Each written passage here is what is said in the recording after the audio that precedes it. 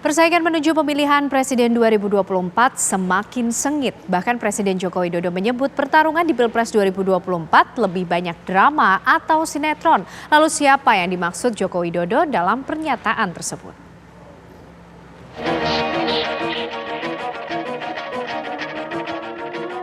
Presiden Joko Widodo seakan turut menari dalam licinnya lantai dansa kontestasi. Jokowi lagi-lagi menyindir perilaku politisi yang kini terbawa suasana hati dan terjebak panggung drama. Jokowi mengingatkan semua partai politik harusnya saling adu ide, bukan adu perasaan. Seluruh kandidat yang tengah bertanding bila menang tidak boleh sombong dan harus legowo menerima kekalahan. Karena saya melihat akhir-akhir ini yang kita lihat adalah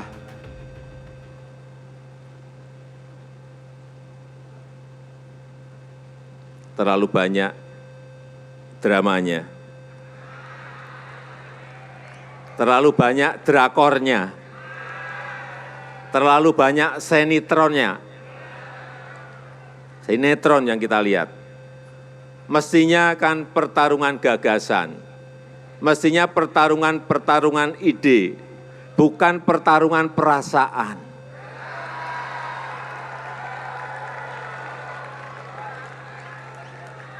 Kalau yang terjadi pertarungan perasaan, repot semua kita. Tidak usah saya teruskan karena nanti kemana-mana.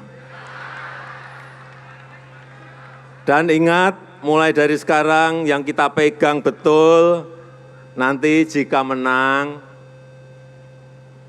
jangan jumawa.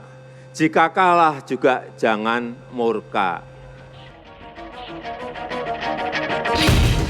Siapa elit politik yang dimaksud Jokowi memainkan politik perasaan, terjebak dalam alur drama dan keluar dari adu gagasan? Kelihatannya Pak Jokowi berpesan ya kepada lawan politiknya gitu untuk tidak baperan gitu ya, untuk tidak menyerang dirinya ketika kontestasi berjalan dan ketika beda dukungan, beda pilihan dan beda kepentingan. Kita tahu bahwa PDIP berbeda haluan saat ini dengan Pak Jokowi. Artinya Pak Jokowi tidak mendukung capres-cawapres yang diusung oleh PDIP, tetapi lebih mendukung Prabowo Gibran. Maka disitulah mulai saling kritik antara kedua belah pihak, antara PDIP dengan Pak Jokowi. Nah, saya melihat pesan atau makna pidato Pak Jokowi adalah kelihatannya menyindir ya pihak tertentu ya, khususnya kelihatannya PDIP yang dianggap baperan ya, dianggap tidak siap dalam kontestasi ketika misalkan Pak Jokowinya mendukung capres-cawapres yang lain. Sebelumnya Jokowi juga pernah melempar sindiran ke bakal calon presiden dan wakilnya. Menurut kepala negara, capres berparas ganteng atau rupawan belum tentu akan dipilih rakyat. Karena dari pengalaman, rakyat butuh bukti, bukan sekedar bermodal paras dan mulut manis. Kadang-kadang apa? Kita ini kan sudah berapa kali pemilu langsung. 2024, 2009, 2014, 2019. Ya kalau mau pemilu anget-anget dikit, agak-agak panas kan nggak apa-apa. Yang paling penting Bapak Ibu jangan beli kipas itu. Ngipasin.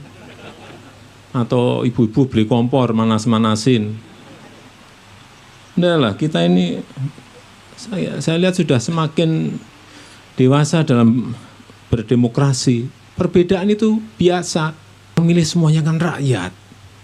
Kedaulatan itu ada di tangan rakyat. Bapak seganteng apapun kalau rakyat nggak seneng, gimana? Bapak senengnya yang desa-desa kayak saya gini. Gimana?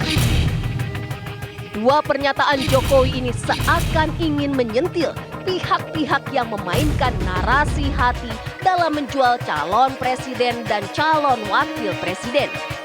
Jokowi pun dinilai ingin mengajak semua pihak fokus adu gagasan ketimbang terjebak sinetron politik dengan menjual paras dan kesan hati tersakiti. Ya, saya kira poin terbesar dari beliau itu adalah bahwa sebetulnya dalam demokrasi itu memang kedaulatan itu ada di tangan rakyat, di tangan masyarakat, dan masyarakat semakin dewasa.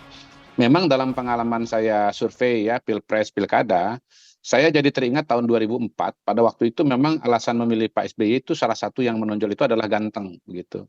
Jadi Pak SBY waktu itu memang diuntungkan oleh paras gantengnya pada zaman 2004 itu ya. Bahkan saking gantengnya itu, pemilih perempuan yang secara logika itu akan memilih Bu Mega karena sesama perempuan itu justru lebih banyak kepada Pak SBY. Tetapi pada tahun 2014-2019 yang menonjol itu bukan soal kegantengan lagi. Alasan tertinggi memilih Pak Jokowi itu adalah karena beliau merakyat. Kemudian alasan tertinggi memilih Pak Prabowo adalah tegas. Terakhir, hari ini Jokowi kembali menegaskan agar rakyat memilih pemimpin yang kuat. Entah siapa yang dimaksud Jokowi. Namun, ada penilaian bila kode ini untuk Prabowo Subianto. 2024, 2029, 2034 ini adalah momentum yang sangat menentukan Indonesia bisa melompat maju atau tidak.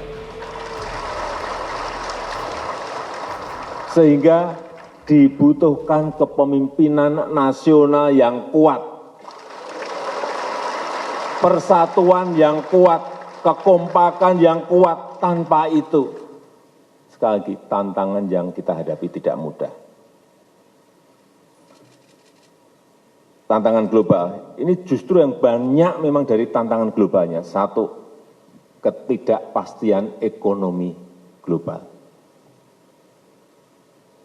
Nggak jelas sekarang ini ekonomi global arahnya mau kemana.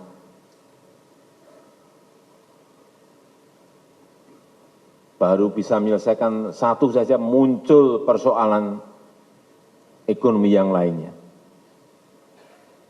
Sehingga sekali lagi dibutuhkan kepemimpinan yang kuat.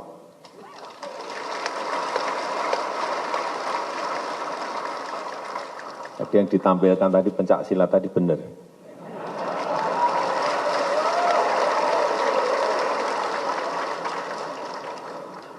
Karena ketuanya Pak Prabowo.